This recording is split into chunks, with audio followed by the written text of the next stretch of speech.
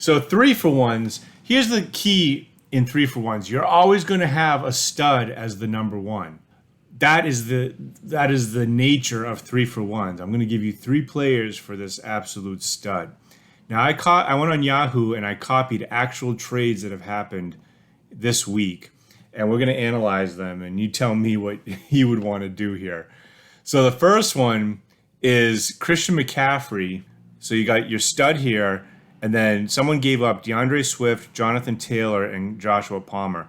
By the way, I got to do another video on Jonathan Taylor. His stock has plummeted dramatically. You should see some of the deals that are being done for this guy. Which end of this deal do you want to be on? Did this guy give up too much? Is Jonathan Taylor going to have a rebound? Is DeAndre Swift going to be a stud the second half? Is Joshua Palmer going to be a stud with Mike Williams out for a month? We don't know. But we do know that McCaffrey just put up a monster game for his first game with San Francisco, second game with San Francisco. So this was a 3-for-1 that was done in real life. All right, here's another one for McCaffrey. Tyler Lockett, Joe Mixon, T. Higgins. So what would you do? What would you do? Would you do this side of the deal, or would you want McCaffrey? Chase is out. Mixon has no competition but has been underperforming. Lockett has been overachieving. Will that continue with Geno Smith as his quarterback? Some question marks here. Will San Francisco run McCaffrey into the ground like they have every other running back that they own? These are 2 great examples of 3-for-1s, though. All right, let's switch over to Tyreek Hill. It's also interesting what players command 3-for-1s and which ones don't. Some of the players that I typed in, you couldn't find a 3-for-1 for them. But here, someone traded Tyreek Hill. They gave up Tyreek Hill, and in return, they got George Kittle, Saquon Barkley, and Michael Pittman. So what do you think? Is that a fair deal? Even one team give up too much? Just don't know. We just don't know all the particulars, but what would you do? Think about your teams. I personally don't like Saquon Barkley. I think he's a constant injury risk. Pittman is overrated. I do like Kittle, but he's got competition. I personally would not do this deal. I would keep Tyreek Hill. I would definitely offer this, but I wouldn't even have these players on my team to begin with. But pretty fair. I mean, pretty fair depending on how people value players. All right, let's go to this one. I love Josh Allen. So someone gave up Amari Cooper, Christian Kirk, and Tua. I would definitely take Josh Allen over this, but some people love Christian Kirk, another guy that they're so high on, and he has performed well in some games this season. Tua, I don't know about Tua. He doesn't bring anything exciting to the table for me. He hasn't shown that he's got that. I don't know what it is, but he hasn't shown me much. Amari Cooper is on a team with probably a bottom 10 quarterback. I like this deal for whoever got Josh Allen. Travis Kelce, another guy that I love, for Curtis Samuel, DK Metcalf, Kyle Pitts. This guy's overrated. This guy's overrated. And this guy's doing well, but he was out all year last year with a hamstring injury. All year with a hamstring injury. I don't know. With a team that has Tyler Heineke for quarterback, and if it's not Heineke, it's Wentz. They do get him involved in the offense. But, definitely there's some value here. Some potential, especially with Pitts and Metcalf. It's not a bad deal.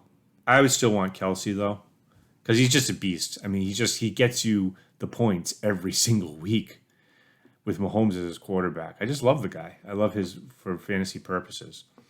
All right, what about this one? These are all real-life trades that happened on Yahoo. Austin Ekeler for Mike Williams, who's injured, Aaron Jones, and DK Metcalf.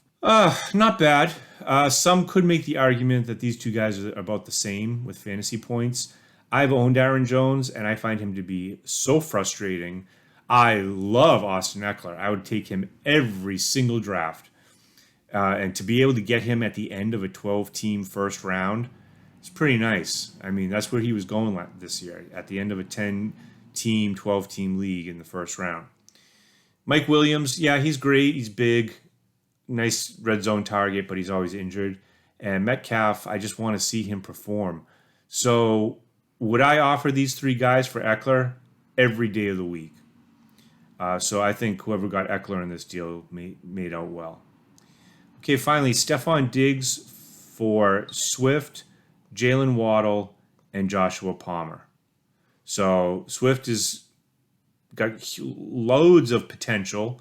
He's in an organization that's probably the worst, bottom 5 for sure in the NFL. I mean, Detroit's up there with the Texans, Jacksonville, the Jets, Detroit, and what's like a 5th like horrible, perennially horrible organization?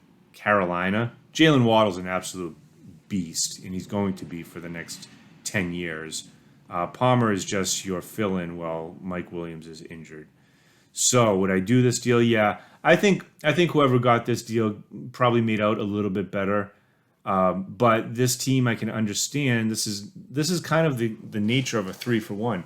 You don't want to just give up 3 bench players. You don't want to offer. I mean, you do want to give them up, but you don't want to offer 3 bench players for a guy like Stephon Diggs. You look dumb. It looks really bad, and you're gonna irritate people because it sends the message that I think you're an idiot. You have to bring some value to the table, and this team definitely did with Swift and Waddle. I mean, they put it up there. It could be argued that this deal really is just Waddle for Diggs, because if Swift just can't stay healthy, then he's a non-factor. And when the Chargers have both of their wide receivers healthy, Josh Palmer is just kind of like a deep threat. So it could be argued beneath the veneer here, it's Waddle for Diggs. And that's a toss-up, you know?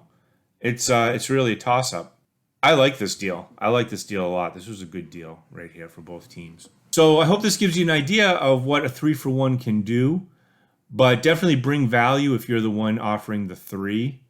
There's got to be something, whether it's upside, picks, potential, or maybe some recent really good performances from someone unexpectedly. Those are what you want to offer in the 3. And then you're looking for someone that you're just going to plug in and not have to worry about no matter what. All right, thanks for watching, and join me in the next video where we're going to discuss some of the personalities that you have to deal with in trading. Thanks for watching.